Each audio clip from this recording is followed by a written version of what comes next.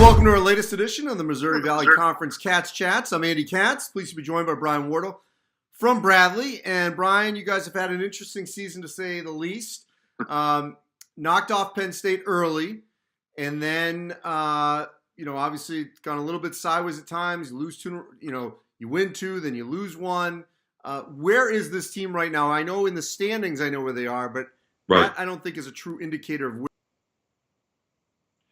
No, I agree with you. I think it's been a roller coaster ride of a season. I mean, the high expectations were high. We built it up last year. We've kind of been going forward every year since I've been here. And I think winning the Cancun Challenge, we started 7-1, and then we just got in a little offensive funk. We really struggled to score the ball, shoot the ball. We got in a little rut mentally in some areas too. But we've taken we'll take one step forward, two steps back type of season, like you said. It's been a learning experience for me. But overall, the chemistry's good. I got great kids. We're doing well in all areas, but really offensively, we've just really struggled. So we tweaked some things, changed some lineups here and there. We're trying to figure some things out. We made a good step last week, won a couple games, then went to Missouri State, had another setback offensively, but we guarded well again, rebounded decently. So it's just a matter of finding our offensive rhythm and being more consistent there is what we're trying to find. If we do that, I'm excited. All right, so that's the question. When you've assessed why there have been these offensive blocks, if you will, what's been the reason? Well, I just think we let the struggles offensively affect us too long. We get frustrated and we can't get out of it quick enough. We got to respond. We got to help each other get out of it.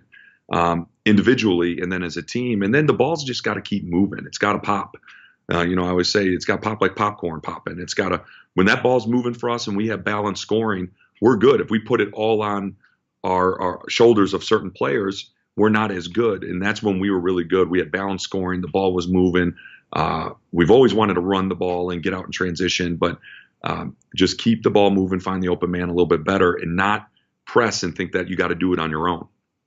Brian, there's been seasons, you've been in multiple leagues, so you know this, where if you're at the bottom of the standings, your hope in February to catch or to do something in the tournament sometimes can be lost.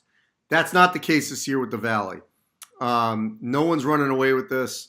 Loyola obviously has a lot of faults, and, they're winning a little bit now, but then they scored like under 40 like a week or two ago. So, they're all over the map as well. How much does that give you and your team, a sense of optimism that, okay, let's not even look at the standings and things may not look great statistically, but we have a legitimate shot or as much of a shot as anyone else? No, there's definitely hope. I mean, there definitely is in our league this year because anybody can beat anyone on any given night. It's a defensive-minded league. We all know that. Transition defense as well. It's well coached like a lot of leagues, but to score in our league is a struggle. And you just can't let your lows be too low, your highs be too high. You got to stay in the middle. It's the same thing all coaching cliches and all coaches say.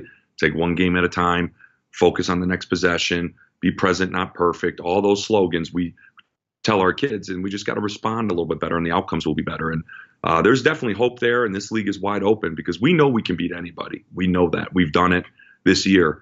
It's just a matter of individually being a little more consistent so our group can be a little bit more consistent. And I think we'll like the outcome. But the league is wide open, and it's going to be exciting in February for the Valley. All right, so your next game's at Evansville. You did win at Southern Illinois, so it's not like you can't win on the road in this league this particular season. What needs to transpire for you guys to take the way maybe you played against Illinois State or even Southern and take that to Evansville? Yeah, I think just our mentality of staying positive, responding to adversity individually, offensively, adversity for sure, and staying together and just understanding what makes us play well. We got to defend and rebound if we do go through a little lull offensively, and we got to move the ball. So we're just reminding our guys what makes us win. Here's what makes us win. Here's when we're playing well, what it looks like. See it, vision it, and then let's carry it over better and continue to stay in the right mood, in the right mindset so that we can continue to play better. We've played better on the road actually than at home. I mean, more consistent. We've let some games slip in the last 3 minutes that have hurt us. So if we can come out with the right mindset, that's really all it is with my group. I like what we can do. Well, Brian, I appreciate it. I think we'll be talking maybe next month. We'll wait and see what happens. But certainly I think Bradley, as much as any other team, has a legitimate shot to cut down the nets in St. Louis. Thank you, Brian. Thanks, Andy. Appreciate it.